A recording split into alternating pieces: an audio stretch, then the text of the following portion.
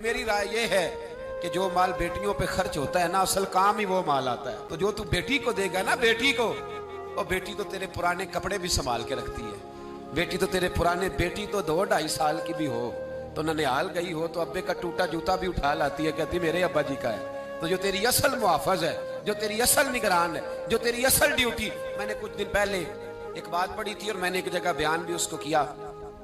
मुझे किसी दोस्त ने मजमून भेजा, कहने लगे साहब पढ़िएगा। उस मजमून में अजीब बात लिखी थी।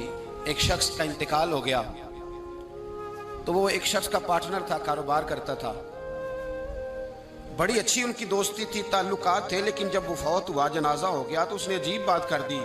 उसके पार्टनर ने, उसके शराकतदार ने, उसने कहा कि मैंने मरने वाले से 45 लाख रुपया लेना है, इसके वारिस पहले पैसे दें फिर दफन करने दूंगा। कितने पैसे?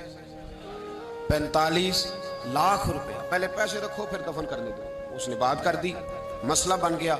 घर जाके बताया, खबर दी कि वही तुम्हारे 2-3 बेटे भी शरीक थे, भाई भी शरीक थे। जब कहा कि मैं नहीं दफन करने देता तो वो बेटे और भाई कहने लगे कि हमें तो पता है नहीं भाईजान ने कितने पैसे देने हैं, ऐसे जो मुंह उठा के आएगा हम पैसे दे देंगे। पहले तहकीक होगी, तफ्तीश होगी, देने भी हैं कि नहीं देने।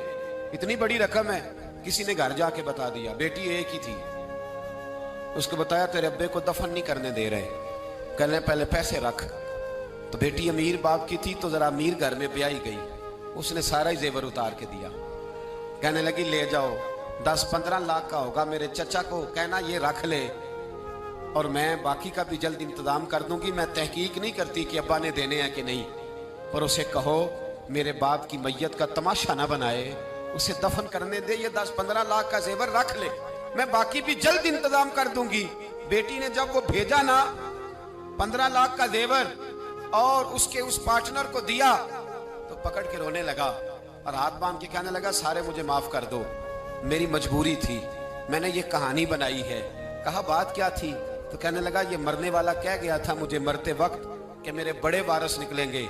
मैंने सबको, अपने बेटों को, भाइयों को बड़ा दिया है जिंदगी में, ये मेरा 45 लाख रख ले और जरा देखना मेरे मरने के बाद मेरे दुखों का वारिस कौन है, देखना मेरी तनाइयों का वारिस कौन है, देखना मेरा असल वारिस कौन।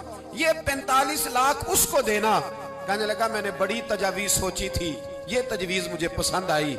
लेने वाले तो बड़े निकल आते हैं, इसकी असल वारिस वो बेटी है जिसने 15 लाख भेजा है। मैंने 45 लाख लेना नहीं, मैंने 45 लाख देना है। अब मैं उस बेटी को दूंगा जो बाप के दुख की वारिस बनी है, जो इसकी आजमाइश की वारिस बनी, जो इसकी तकलीफ की। तो क्यों नहीं बेटियों को हिस्सा दिया जाता?